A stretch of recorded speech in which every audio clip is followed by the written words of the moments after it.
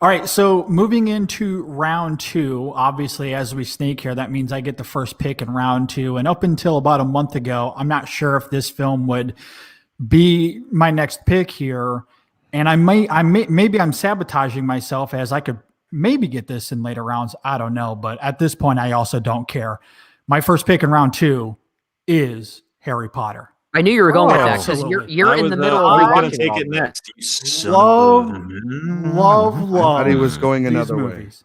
Obviously, if you follow me on social media and on Letterboxd, I just revisited all of these films, and I can barely describe the experience. I tried to on Letterboxd, at least in some ways, but emotionally speaking, it's almost hard to describe. I love the growth of those films, the maturity as they go, the emotion that those films incorporate. It is so good. And on this revisit, I was able to pick up on so many little nuances, the way those films tether little threads together that you may not realize on a first watch, but on rewatches, those little threads, I think, go a long way in stitching something so seamless. And there's a lot of storytelling, but in 8 films, man, it does a lot. And the emotion, I just think, is so well earned. The music, the production design, it all and the performances. I mean, some truly, genuinely great performances in these films. Those movies are way more sophisticated than they get credit for. Yes. And in particular, I know we all love Alan. I know we all love Alan Rickman and what he does in terms of playing the character that he does. In hindsight, knowing the reveals at the very end, it is incredible. It's almost how I described Amy Adams, her performance in Arrival.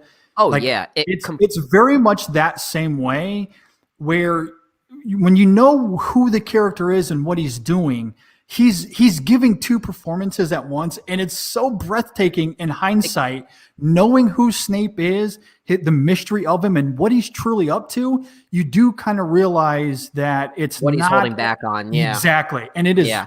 It completely recontextualizes that whole performance in that final film, and I can understand why Warner Brothers was trying to campaign for him to get a Best Supporting Actor nomination, and he's up there as far as any acting performance in that franchise that should have been considered for such glory. I think he and honestly Tom Felton in the 6th movie, Half-Blood Prince, I think is phenomenal in that one. It's weird to see a franchise like that is so fantasy, so highbrow like that, really take itself so seriously and succeed in doing so. And that whole like gap of seeing these people grow up, I mean, it basically gives off the sense of Richard Linklater's Boyhood in some ways. Yeah, absolutely. And I love how all of that really works. I mean, and even Radcliffe himself, I think, gives some really good performances. I know Brendan and I can't remember if we mentioned this last week or if we were just talking offline, but in Azkaban, that's like The Prisoner of Azkaban is the first film in the franchise where it starts to move away from feeling, more childish as the first films do. And there's a couple of scenes in that film when he's reflecting on his parents where Daniel Radcliffe really hones into that well, and he builds it up in such a way that when he's yelling out those charms at the end to save himself in Sirius Black, I mean, it's oddly stirring. Like, it was more moving to me emotionally than I kind of anticipated. Expecto Patronum. Exactly. My God. And it gives me chills when he yells that out at the end. It is absolutely wonderful. So it's great stuff. Yeah. You do have 2 films to add to that pick, though, which are Fantastic I guess Beasts. those technically exist. I'm the only person in the world who likes both of them. I don't love them, but I actually like both of them. Okay, now I will admit I do kind of like the first one. I don't hate it. The first one's good. I'm mixed on it. Yeah, the first one's good, and then the second one has an ending that I literally yelled at the television, and I think I texted all of you, what the hell was that? Like, come on. I was so angry, and Jay's like, what a movie. What a movie. Well, to be fair, I don't think you love that movie, but you at least appreciate being back in the world. Yeah, I'm kind of a sucker for it, which is why I'm extremely frustrated that JD got a hold of it. Because if there was ever anything that I was in a fandom of, it would have been Harry Potter. I mean, that was he's it followed me like age for age, all of those books. So those are extremely important to me. I watch those very regularly. That got me into kind of the world of, I wouldn't call Harry Potter high fantasy, but the world of fantasy and all that kind of stuff. It's a great bridge into that world. And so, I mean, that the Harry Potter lore is extremely, the creator of Harry Potter, however problematic she may end up being, the fiction that she has created means a lot to me. So I'm very jealous of that. I agree.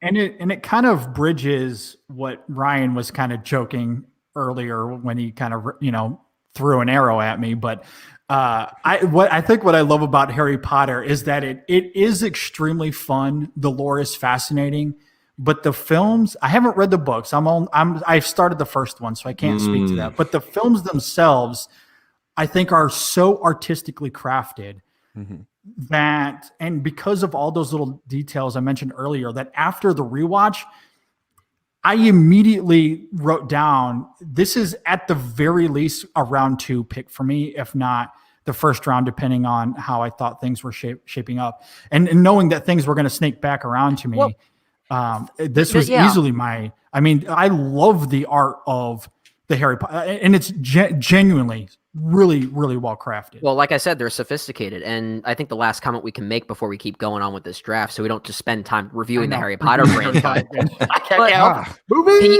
Aside from the unfortunate passing of Richard Harris, who had to be replaced, can you think of another franchise this lengthy that just kept the entire cast throughout all of it? So it really just gave it such like a sense of consistency and progress and growth that I just think is unparalleled. It's so good. It's wonderful. And also the bankability of casting those young kids and them turning out to be good actors. So that is, I mean, Jay and I talk about all the time about kid actors and how they frustrate us and they can make or break movies. And that franchise, especially, if that core 3 characters of Ratcliffe, Grint, and Watson are not good enough actors, then those movies are going to be they fall apart. They will be awful. So it's a great pick, JD. Okay, on to enough Harry Potter. On to Jay. Oh boy, this is tough. I think we just lost a body. So an hour and 10 minutes in, we finally ran into some tech issues. It's bound to happen sometime, ladies and gentlemen. Not too bad. Not too bad. So let's give it a second, and it's right before his pick, so we at least know where we stopped. Well, until Jay comes back, let's talk more about Harry Potter. Well, no, never mind. He's back. Oh, did I? Okay. I lost you for a second. All right. Okay. The franchise, it's all live. It's the first time we're doing this. We're going to have some technical difficulties. Yes. The franchise that I am going to go with is the Mad Max franchise. I'm going to go with I'm getting a beer. Wow. And we've lost Brennan. After just losing Jay, now Brennan's gone. I am going to go with Mad Max, which is, again, another franchise that has 4 entries that feel so different. Although you could maybe you could maybe say that Fury Road is just like the really, really epic, awesome version of Mad Max 2. But certainly Mad Max, the original, is really small scale, stripped down. It was made for pennies. And it's all about world building and as well as just incredible practical stunts where people are getting seriously injured. And it's just a great world that he establishes, this post-apocalyptic wasteland that we are now so familiar with. And it gave us Mel Gibson, who, again, personal problems aside, is one of the great movie star presences on screen. But between that first one and then Mad Max 2, which really ups the action and turns it into a very different kind of franchise, where it goes from a revenge franchise about Max to movies where Max is sort of a passive character. Everything around him is what the movie is about, which is what I love so much about that series. Beyond Thunderdome is a fun-ish movie, not my favorite. But It's then not that obviously, it's not that bad, but it's the lesser of the franchise in my opinion. Well, even so, like, sorry to cut you off. I know you're in the middle of your spiel, but we were talking a little bit about Indiana Jones, your last pick, in a movie like Kingdom of the Crystal Skull. I would still say Beyond Thunderdome is a much better movie comparatively than that. It doesn't make Mad Max all that top heavy. No, not at all. And it has some great everything in the Thunderdome. I think is very entertaining. The Bungie first half of that movie fight awesome. sequences are pretty good. Yeah, and there's some great world building in that one. And then obviously Fury Road is the crown jewel of that franchise. It's just one of the greatest action films ever made. And that really is just George Miller at the peak of his powers, just knocking it out of the park with that movie. So I'm going Mad Max. And as you can tell by me getting up and getting a beer, that was going to be my next pick. And it's so top of mind, too, because we just got the word of the movie Furiosa coming out. With Charlize Theron. Yes, but it's so top of mind because of how great Mad Max Fury Road was, which apparently did come together almost by accident, if I'm not mistaken, given how torturous that production was. But needless to say, it's made one of the greatest action movies of the past decade. Came out in 2015. And if we're continuing the snake order, it's my turn next. I had two franchises in my mind of what I was going to go with next. It was going to be Mad Max, but I think it's only appropriate to go to my next pick, which did turn out another one of what people would say is one of the greatest action movies of the past decade. I'm going with the Mission Impossible franchise. Good stuff. Good stuff. Right. But that's three straight snipes there. The person before them taking the one that the person was going to take next. This is where it's going to get really fun. Yep, I'm so glad we're doing this live. I hope we have enough people watching this. I can't stop looking at Ryan right now. Anyway.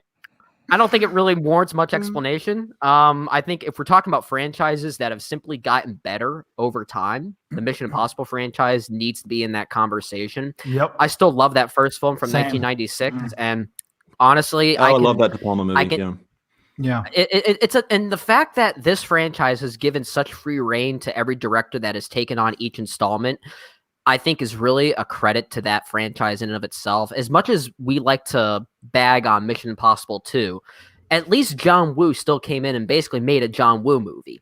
And I really do respect it. And I grew up with not Mission the worst Impossible movie in the franchise. Don't get JD started, because I know you're going to say Mission Impossible 3. Don't even. But every one of those movies has something to offer. And like I said, they've arguably gotten better over time. I think that's what people would at least argue, at least most people. I tend to love the De Palma film, and I love what Christopher McQuarrie has been doing with it lately, as much as everyone else probably does too. And it's a franchise that takes risks, thanks to Tom Cruise, who refuses to act his age, and all the power to him for that. Or his species. Whatever species he is. One of my favorite Letterboxd reviews for any one of them, I think, came from Matt Singer from Screen Crush, who said, and I forget which one of the installments it was, he said, I twisted my ankle on a run the other day, and Tom Cruise does all this stuff. I'm pretty sure he's an actual warlock, I think is what he basically said. And he's so right. He flew on the outside of an airplane. As the cold open of a movie. And it meant nothing to the movie. Incredible. Absolutely incredible. Yeah, that's a great pick. Yeah. I have nothing to say to Brendan. Ryan is so mad. Sorry, man. I'm so pissed. You have no idea. They know how much the Mission Impossible franchise means to me. It literally had me on one of my first appearances on the main show talking about Fallout, was actually in my top 10 in that year, unlike some people that just picked them. But nonetheless, I must move on, and I'm going to just. You can make a trade. Trade that pick for a third and a fourth. We talked about Brendan and I not getting any arguments, and then he just had to pull the rug out from under all of that and completely undermine it. So I see how it goes, Brendan. But no, it's a good pick. I know. I mean, I'm waiting for those movies. I cannot wait for this pandemic to be over so I can see whatever the heck he's doing next. The man's literally going to kill himself for cinema, and I'm so for it. But it is something before. Come on. I mean, if he died making a Mission Impossible movie and that was like, and then it just goes Finn on like the on like the end of the movie, I'd be like, yeah, that makes sense. That totally makes sense. It's Fair. how he like write a whole letter about like, this is actually how Yeah. I really wanted to go. Yeah, But look, if I can't pick Mission Impossible, which was totally going to be my next pick, then I'm going to pick a film franchise that is very recent of mine, because Jay and I started the year off talking about these films, and it started our movie franchise. And Jay knows that I was probably going to go for this if it was on the board. And that, of course, is James Bond 007. I have to go with this. You're continuing with the franchises where half the movies are bad. I mean, I could debate that about Indiana Jones. Is that the strategy? No, you don't, because you think Kingdom of the Crystal Skull is good. Yeah, well, that's true, but I also think that it's not the worst one. That's Temple of Doom. Temple of Doom rules. Look, Yeah. the lows of Bond are well documented based off of our movie series, and of course, all the wonderful comments on the main show from Brendan and JD. But those are all part of its mythos and all part of the fact that every one of the people that I talk to or that I read that don't like the Roger Moores, people like Roger Moore. They like Pierce Brosnan. Some like Lazenby, some don't. Some people like Connery, some people despise Connery. Some people like Craig, some don't. Everyone sways differently, but what they do love is the character and the world and the ideas and the gadgets and the girls and the villains and all these things that make James Bond so special. I mean, one of the big movies this year that people are so mad and want to be released on VOD is No Time to Die. Like, that is literally, everyone's like, I want to see No Time to Die. I want to see No Time to Die.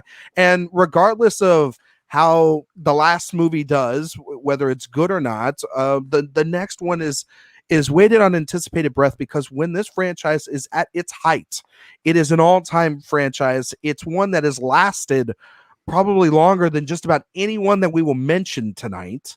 It's lasted even longer than Star Wars. And when this one comes out, when No Time to Die comes out, we will literally be having a discussion as to who we want to play James Bond for weeks, months, years, until they announce it. And that is the sort of great thing about this. It leaves us wanting more. The title card at the end of a Bond film is James Bond 007 will return, something Marvel stole many years ago when they started their franchise, because this is the start of movie franchises as a whole. It's very much inclined with Alfred Hitchcock in my pick in the movie draft, is that not all of Alfred Hitchcock's films were home runs, but the guy made a lot of great, fantastic classics, and there's a lot of those in the Bond franchise. I love it. It started the spy thriller, and I mean, what more can you say? You know, Well, it's the man in a tuxedo with a license to kill. Like Star Wars, it has the mythology and the iconography that I think is enough to carry. I think we all expected you to pick that one, Ryan. Yep. I mean, yeah. We know your love for it, and I think you make a really great point in the sense that James Bond has so much to offer in terms of variety. You know, because the Connery films are different from the Craig films and are different from the Moore films and so forth. And while there is similarities because it is one character in the same world, but there's the way they approach it each time is so different. And regardless of how the quality of the films may, there may be a disparity there, but it still has so much to offer. And that, to me, I think what makes it fun and what was so interesting hearing you guys talk about it in that movie series is just getting into the nuances of all those disparities and nuances and, what makes the franchise so varied. And that's why I love it as well. So yeah, good stuff. Yeah, it's great stuff. Yeah, okay. And then I didn't even mention like Bond songs and how those. Yeah, that too. Talking about iconography, James Bond, the franchise has so much iconography. So its tentacles are everywhere, like Spectre. You know what I mean? There's tentacles and everything. There you go. Yeah. Well.